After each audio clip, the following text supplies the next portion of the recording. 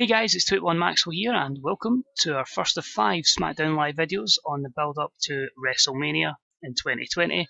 Building up the highlights of the guys on the blue brand. You know, a couple of good wrestlers here. We've got Ambrose, Rollins, Reigns, The Shield, AJ Styles, Fergal Devitt, Kenny Omega, Randy Orton, Baron Corbin. It's quite a stacked roster here, and a lot of good storylines that we've hopefully got planned on our road to WrestleMania. So we'll kick straight on it because there is a 20 segment show.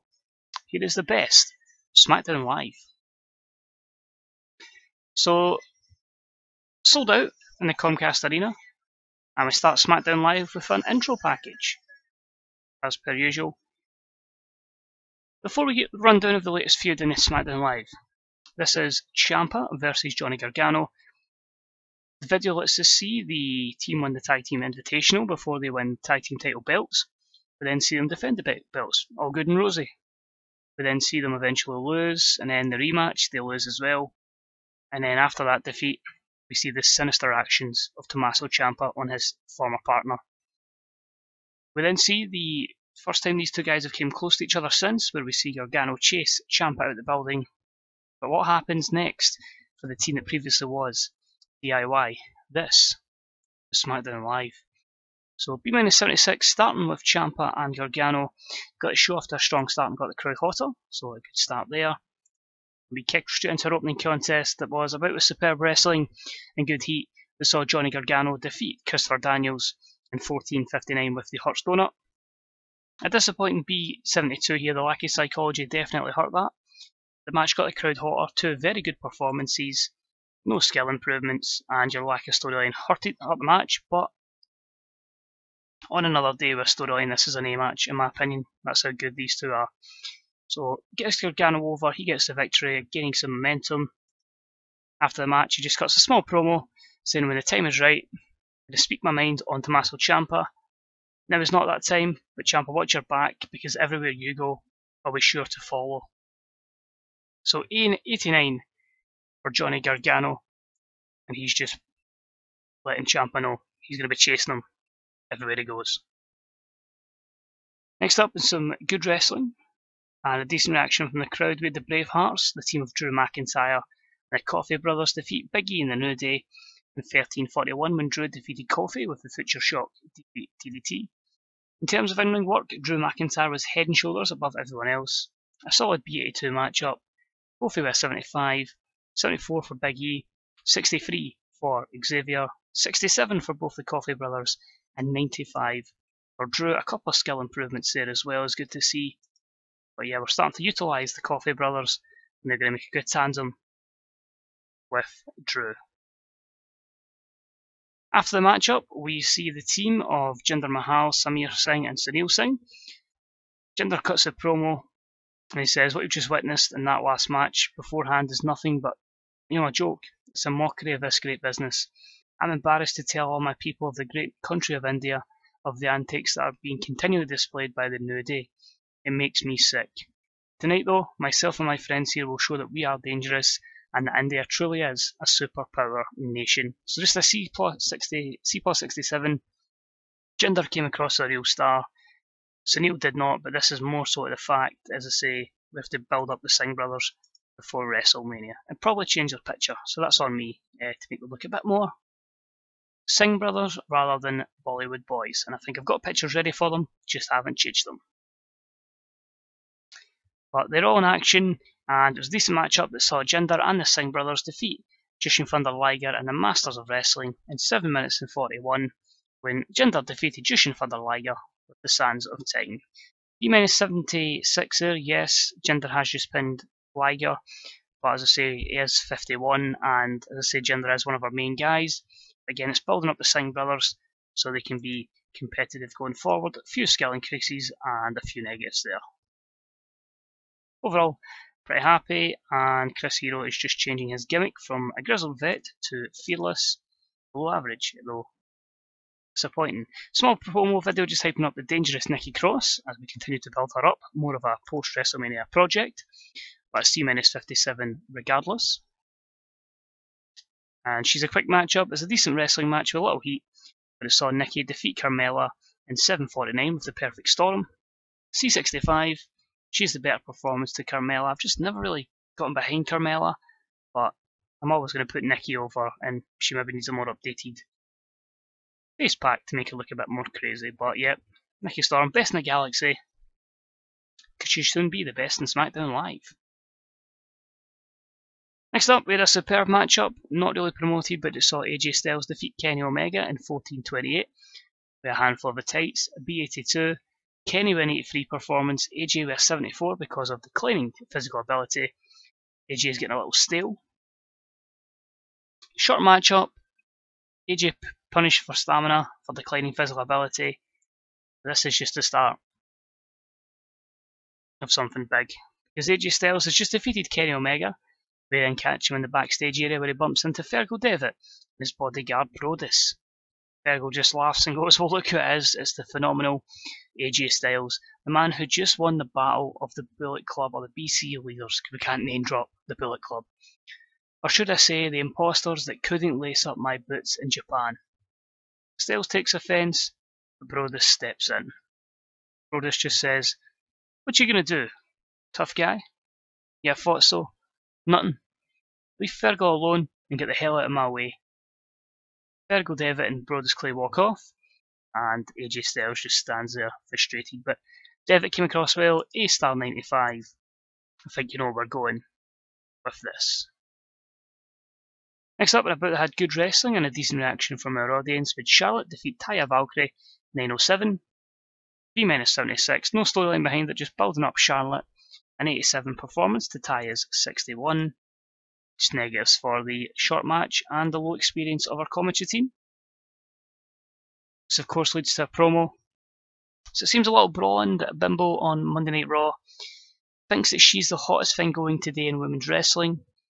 Well, let me tell you something, Dana Brooke. The top women's athletes are on SmackDown Live, and the best of the best is right here. From Queen City, Charlotte Flair.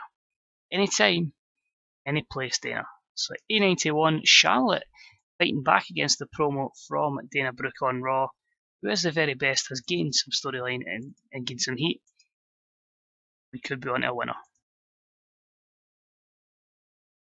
Next up, we had a superb wrestling match with good heat that saw the Young Bucks defeat the team of Baron Corbin and Randy Orton 14:49 when Matt Jackson defeated Baron Corbin with a moonsault, because we had Randy Orton turn in Baron Corbin. So an 81, Randy Orton hinted at a face turn, an 81 for one of the Bucks, 75 for Nick, 87 for Randy, 94 for Baron Corbin. Baron improving in his flying skills. We did have to really protect Baron to let him job to the Young Bucks. He just refused to do it, so he did have to dominate in this match to keep him happy. But of course, we are changing Randy Orton, who is going to be a face bitter veteran. We'll probably need to change his gimmick as well. The turn went pretty well. He is now a baby face. I think we know where we're going with that. But a good win for the Young Bucks over two former champions. So Randy Orton's away, Baron Corbin gets on the mic and he just says, for weeks now, Randy Orton has done nothing but disrespect me, snaked me, getting in my way, and tonight costing me my victory, which was the final straw. I'm a former world champion and I deserve to be treated with respect. And when I get my hands on you, Orton, I beat the hell and the respect out of you. So A90, Orton versus Corbin should be a belter. Next up, we've got Roman Reigns, who's not there tonight. He is just in the backstage, we'll just say he's there via satellite. That sounds a bit cooler. So he just says, McIntyre, you tried to end my career and take me out of WrestleMania. You also cost me my chance at the World Heavyweight Championship. But don't worry. I'll let you have your moment in the sun. I'll let you have your WrestleMania moment. Because it's going to be me kicking your ass all over the place, getting my revenge, and taking your WWE Intercontinental Championship. Your WrestleMania moment is going to be your worst nightmare. Believe that. So we're going with Reigns and McIntyre after Roman was taken out of the Rumble by Drew beforehand with an injury, which has given him a bit of heat in game. But I'm hoping a feud here can really propel both guys to the highest level. But an A99 promo, well done Roman. We then have an exceptional matchup in our co-main event, which saw the champion, Dean Ambrose, defeat Shane Strickland in 1910 by pinfall with a headlock driver. This was following a botched interference from the Architects, Seth Rollins. Great matchup. Shane just put some good performances without being a main event star. A 95 for the champ, and the storyline between Seth and Dean continues. Dean improves in flying skills. Only negatives was the short match, 19 minutes, and the low experience of the team. So let's hope our main event can match that for some good pop gains. We don't have a promo from Ambrose. He just says, Seth, you can try any type of mind game you want, but it's not going to work. I'm smarter than you. I'm smarter than Roman. I'm smarter than the whole damn roster.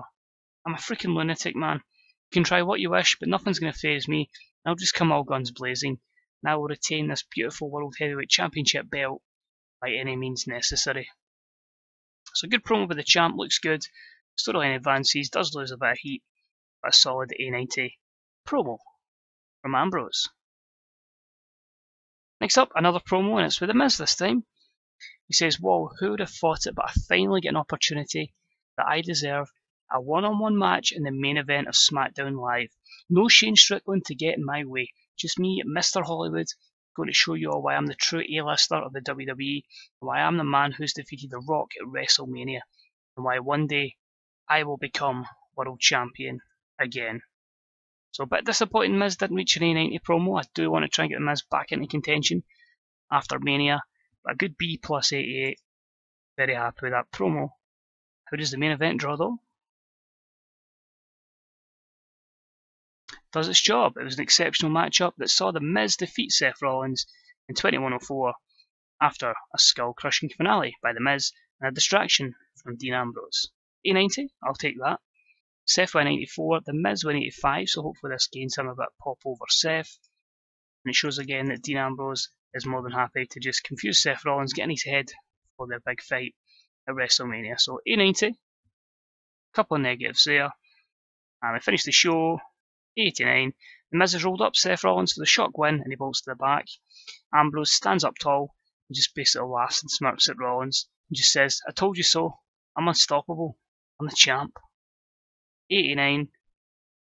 Ambrose came across well. Performance from Rollins was good. We end the show with an A91, which is absolutely crazy to think such a good show like that increased their pop in one region. And Cyril Singh was overused. But overall, a good show. As I say, we are building up a few talents to make this card as stacked as possible. And I feel with these storylines get a bit more heat behind them, especially, the Orton Corbin one. And as I say, getting a program for The Miz, I think we can really propel this roster to good things before we do a little bit of a superstar shake-up come post WrestleMania. But overall, pretty good. It's our last show for February. We really are hitting WrestleMania month. So let's just take a quick look here. I don't think there's anything that directly affects us. There's a 205 live broadcast. 3K. Smackdown live ratings of 41.83. 4K for that. So yeah, overall, pretty good show. I'm happy with it.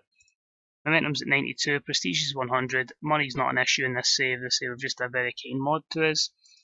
And that is us still at National, where we're just struggling to get the Tri-State, Puerto Rico, Hawaii and South East to international level, but it's not really the main issue here. We've got a good bit of money, which means even these unhappy people, a lot will go, but some will get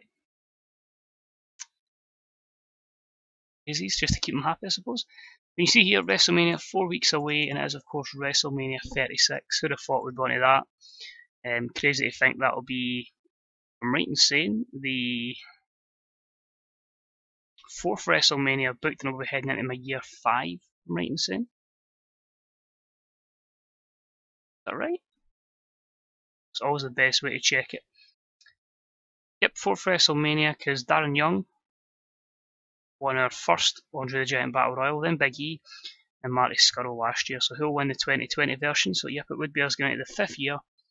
As I say, we've had this save since TEW was released, so it's been quite a long time. But things are going well. As I say, we've got another 4 Raws and our 4 Smackdown Lives to go. Maybe a wee bonus show in between just to get us hyped for the big occasion. Hopefully we can have a stellar WrestleMania. So as always guys, cheers for watching, much appreciated. Any comments on this save, on your own saves, and TEW in general? Let me know how you're feeling about the game these days, because we are quite a bit in its lifespan. As always, any likes, subscriptions are always deeply appreciated. If you want to even get a wee bit of feedback back on the old Twitter, even send us some screenshots of your games. More than happy to reply back if we've got the time. It's not a problem at all.